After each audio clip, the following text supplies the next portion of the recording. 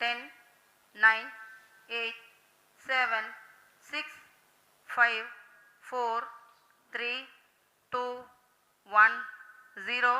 जी हाँ, आपने यह दृश्य देखा और देखते ही आप खुशी से फूले नहीं समा रहे होंगे।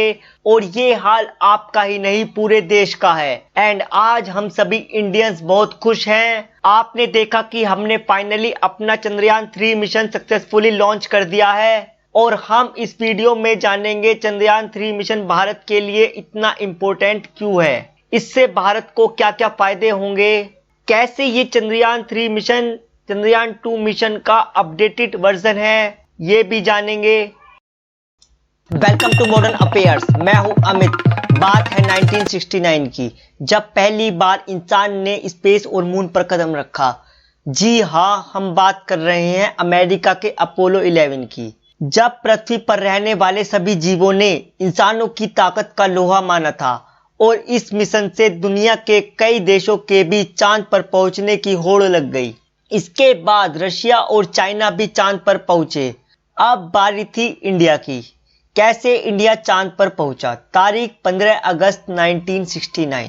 भारत ने इसरो की स्थापना की और हमारे वैज्ञानिकों की कड़ी मेहनत की वजह से हमने रशिया के साथ कुछ ही सालों में अंतरिक्ष में 2 अप्रैल 1984 को कदम रख दिया।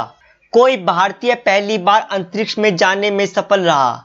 हमारे विंग कमांडर राकेश शर्मा अंतरिक्ष में जाने में सफल हुए। उनकी उपलब्धि से प्रेरित होकर भारत सरकार ने उन्हें अशोक चक्र से सम्मानित किया और रशिया ने भी उन्हें हीरो ऑफ सोवियत यूनियन से सम्मानित किया। मगर अकेले राकेश शर्मा नहीं, बल्कि तमाम वैज्ञानिकों की एक पूरी टीम ने इस महान उपलब्धि को हासिल करने के लिए दिन रात एक कर दिए थे। ये मिशन जॉइंट मिशन था इंडिया और रशिया का। फिर उसके बाद सालों साल हमारे साइंटिस्ट मेहनत करते गए। अब हमें काफी नॉलेज मिल चुकी है। फिर हमारा देश किसी और देश पर डिपेंड नहीं रहा। हमारे वैज्ञानिकों की मेहनत रंग लाई। हमने 24 साल बाद फिर अपना खुद का चंद्रयान मिशन 22 अक्टूबर 2008 को भेजा। भारत ने अपना सैटेलाइट लॉन्च कर दिया। सैटेलाइट ने चंद्रमा के चारों ओर लगभग 3400 से अधिक चक्कर लगाए। ये मिशन काफी सक्सेसफुली रहा। इस मिशन से हमने वहां पर पानी का अनुमान लगाया। हमने ही दुनिया को बताया कि चांद पर पानी के अणु मिले हैं। फिर इसके बाद इसरो का हौसला बढ़ता ही चला गया। इसरो की कड़ी मेहनत के बाद 2019 में चंद्रयान 2 लॉन्च किया, जो दुनिया का पहला ऐसा मिशन था जिसके लैंडर को साउथ पोल पर उतारा जाना था। बट अनफॉर्चुनेटली लैंडर का कनेक्शन ऑर्बिटर से टूट गया। ये ऑर्बिटर इसरो की निगरानी में आज भी चंद्रमा की कक्षा में घूम रहा है। अब इस चंद्रयान 2 का टारगेट पूरा करने के लिए हमारे देश के वैज्ञानिकों ने चंद्रयान 3 को साउथ पोल पर जाने के लिए लॉन्च कर दिया। चंद्रयान 3 चंद्रमा के ऐसे जगह पर जा रहा है जिसके बारे में दुनिया के पास कोई इंफॉर्मेशन नहीं है। वैसे इससे पहले अमेरिका, रूस, चीन ऑलरेडी चांद पर जा चुके हैं, पर अभी तक कोई चांद के दक्षिणी दिशा वाले ध्रुव पर नहीं गया। अब अगर भारत इस मिशन में सफल हो जाता है तो इससे पूरी दुनिया इंडिया का लोहा मानेगा। सबको भारत की असली ताकत का अंदाजा होगा। साथ ही दुनिया के सामने इंडिया की एक अलग ही पावर होगी। इंडिया की पूरी दुनिया में शान बढ़ेगी।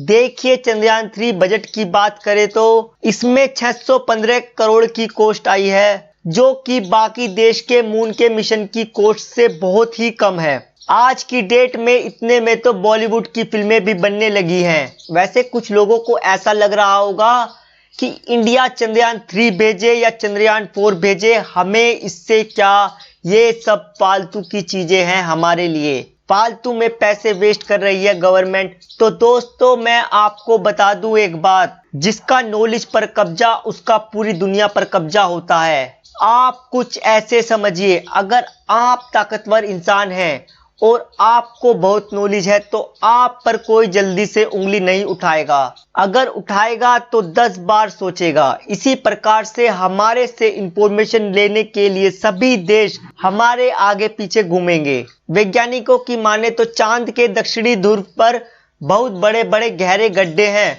इन गड्ढों पर अरबों सालों से सूर्य की रोशनी नहीं पहुंच पाई। इसी वजह से यहाँ पर लैंडिंग करने में प्रॉब्लम होती है, पर चिंता की कोई बात नहीं, इसरो ने सारी तैयारी अच्छे से कर ली है। चंद्रयान 3 मिशन चंद्रयान 2 का अपडेटेड वर्जन है। यहाँ का टेम्परेचर -267 डिग्री फ़ारेनहाइट के आसपास बने रहने के कारण हमारे वैज्ञानिकों की माने तो इस एरिया में हाइड्रोजन की मात्रा ज्यादा होने के चलते यहाँ पर पानी मिल सकता है। ऐसे में दोस्तों अनुमान लगाया जा रहा है कि यहाँ पर करीब 100 मिलियन टन तक पानी की मौजूदगी हो सकती है। साथ ही यहाँ पर अमोनिया, मीथेन, सोडियम, मर्क्यूरी और सिल्वर जैसे तत्व के निशान भी मिल सकते हैं। हमें यहाँ पर काफी मिनरल्स मिलने की उम्मीद है। अगर अब आपका क्वेश्चन होगा कि हम चांद पर भी घर बनाएंगे क्या?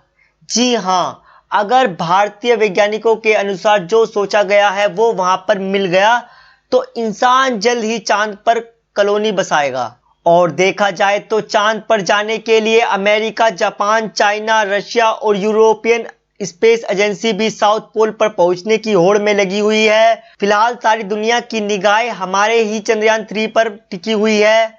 आप एनिमेशन के जरिए देखिए कि कैसे चंद्रयान 3 चांद की सतह पर उतरेगा। यहां से लॉन्च व्हीकल मार्क 3 रॉकेट के जरिए चंद्रयान 3 सैटेलाइट को 100 से 160 किलोमीटर की लोअर अर्थ ऑर्बिट में छोड़ा जाएगा, मतलब पृथ्वी की कक्षा में छोड़ा जाएगा। इसके बाद चंद्रयान 3 धरती के चारों तरफ 5 चक्कर लगाएगा। 5 चक्कर पूरा करने के बाद चंद्रयान 3 सोलर ऑर्बिट में पहुंचेगा। और ये ऐसा ही है कुछ जैसे आप किसी शहर से निकलते हैं तो गलियों में घूमते हैं, यानी धरती की कक्षा में पहुंच गए।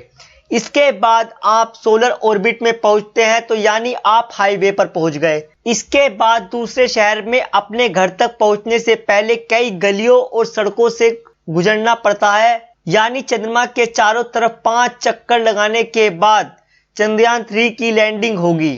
लैंडिंग से पहले चंद्रयान 3 चंद्रमा की सतह से 100 किलोमीटर ऊपर गोलाकार कक्षा में चक्कर लगाएगा।